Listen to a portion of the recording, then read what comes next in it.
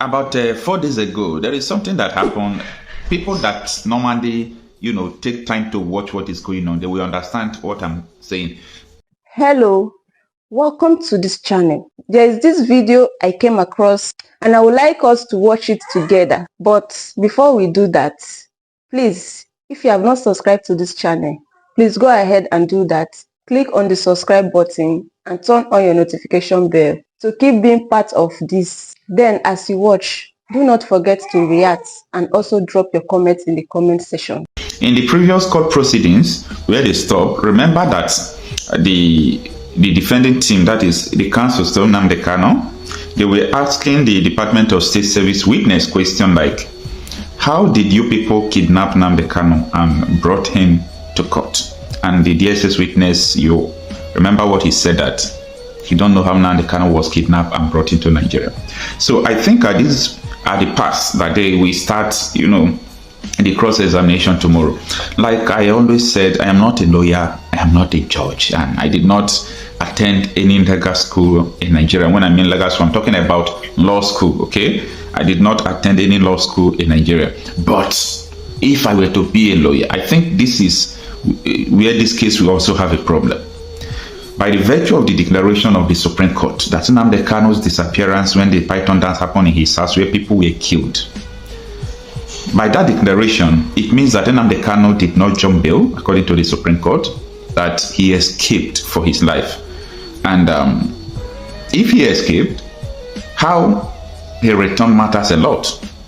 That is very important. And I know that this will be a bone of contention tomorrow.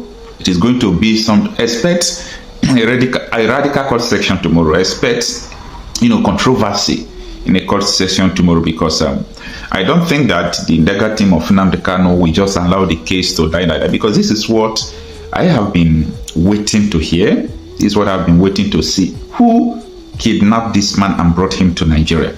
If there is no court declaration about how he left Nigeria, I think we could say, okay, let's forget about that. But if the Supreme Court has declared that this man did not jump bail, he ran away, for his life. The Python now was declared as illegal, invading his house when he's enjoying his bail, preparing to go to court the following day. And the federal government fully knowing well that when he gets to court, there are possibility that Nnamdi will be free. That is what they told them. Because of that, they now went to his house to assassinate him, and he fled. So that is apart. About 4 days ago, there is something that happened. People that normally, take time to watch what is going on, they will understand what I'm saying. Among these news medias, I'm talking about Premium Times, Sarah Reporters, the Vanguard, the Channels Television, the Guardian, all of them reported this thing just in one day. There is something they reported, and what could that be? They were reporting about the sit at home, how many billions of naira they lost in the southeast, or whether it's trillion, I don't know, because of the sit at home. And I see that these people reported this thing, unanimously. So I am trying to know, where do they get the fact, where do they get the figure? I say, okay, maybe this one did not matter, where they get the figure, it's not important. But for them to report this thing just in one day, it means that someone must have pushed the narrative to them, and someone must have paid them that, oh, you people need to do this, you people need to report about this, because we are looking for, things that we are going to use in the court and so on and so forth. But it's not important. Sit at home is a civil disobedience. If someone decides to sit in his home as a civil disobedience, I do not see any crime about that. I do not see any crime. That if someone sits at home, meaning the person has committed a crime, it's not a crime. So if someone wants to sit at home forever, let them sit at home forever. And people don't still understand what is going on about this Nnamdi case. Why? Because it doesn't affect them. They are just hearing it. They have never experienced what they are talking about. They have never experienced what Nnamdi normally talks about.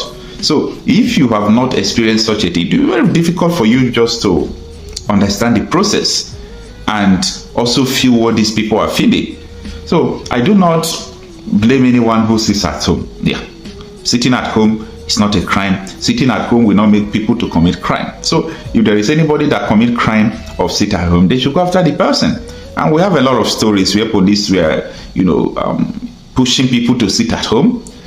If they see you on the road, they will ask you, don't you know that today sit at home? Well, come on. So this issue is one of the most complicated issues I've ever seen in my life. This issue of Nnamdi Kanu and the court case is one of the most controversial. But let's see how it goes. Self-defense is a constitutional right. Self-determination is not a crime, but a right under the laws of the Federal Republic of Nigeria and customary international law. Therefore, I make no apologies for pursuing Biafra relentlessly and determinedly. It can never stop. Those who underestimate our resolve do so at their own peril. As I've said before, we are not alive, we are dead already. When you see men, you will understand how determined we are. But there is one thing we have resolved to do. From today onwards, the death of every Biafran will be avenged. If you kill a Biafran, you will be killed. No matter who you are, we will keep pursuing you until you die. You have no peace and you have no rest. I'm saying it on video that the whole world may understand. In 1966, the world kept quiet as Biafrans were slaughtered in their numbers, 300,000 in the north. 67 to 70, over 3.5 million people were killed. Nobody stood trial for it. Rwanda lost less than 100,000 people. ICC and international courts were convened to try those who were responsible, or should I say, those who were culpable. The same thing in Liberia. But because you killed us between 66 and 1970 and nothing happened, and from 1945 to 1966 and nothing happened, that was the reason, or should I say, that is the reason why the Fulanis will keep coming to kill us on a daily basis. Right now, from this day onwards, if you kill us, we are going to kill you. The men are ready. They have come to defend Biafra land, not to separate from Nigeria, no. We are going to accomplish that via a referendum. But if you come to our villages now to rape our mothers or abduct our sisters, you will die in the process. Any governor found aiding any of these people or giving our land to Fulani Janjaweed will be in trouble with us. Let me make one thing abundantly clear to all of you listening. We have resolved to die for what we believe in.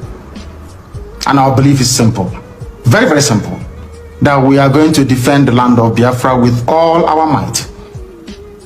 Not in pursuit of secession, as the idiots would say, but in pursuit of the defense of our land so that our mothers can go to the farm without the risk of being raped and torn to pieces. Some of you saw what happened at Uli. How a very beautiful young Biafran lady went to the farm and never came back. She was not only raped, her body was mutilated, cut into pieces and strewn all across her farmland. None of you did anything. Nnamdi State Governor did nothing. Instead, he went along to appoint the same people that committed such heinous crime against the land itself into his cabinet. These are the idiots we are having to contend with in the land of Biafra. And we are saying enough is enough. If you're part of this very conspiracy to emasculate the children of God, to destroy Biafra land, then you are grossly mistaken. I know that the Fulani Janjaweed are not highly educated, they are not polished, they are not discerning, they cannot reason very well. Let me make this very, very clear. The Eastern Security Network is what it is. An organized vigilante outfit, rather than restricting the activities of the defense of our land to maybe Enugu State or Delta State or even Bayelsa State, for instance. We have resolved to defend the entirety of Biafran territory. Allow me to repeat because some of you are not educated enough to understand what we are saying. I am addressing this to the Fulani Janjaweed. Allow me to repeat. The Eastern Security Network is there to safeguard our land, to stop Fulani terrorists from Mali, from Gambia, from coming into our land to kill us. Our mothers must return to their farms, and our daughters must be able to move about very, very freely. The only way out of the mess people are in Nigeria is that people should stop talking and doing the work necessary to free everybody from this Fulani-inspired bondage. Thank you for watching this video.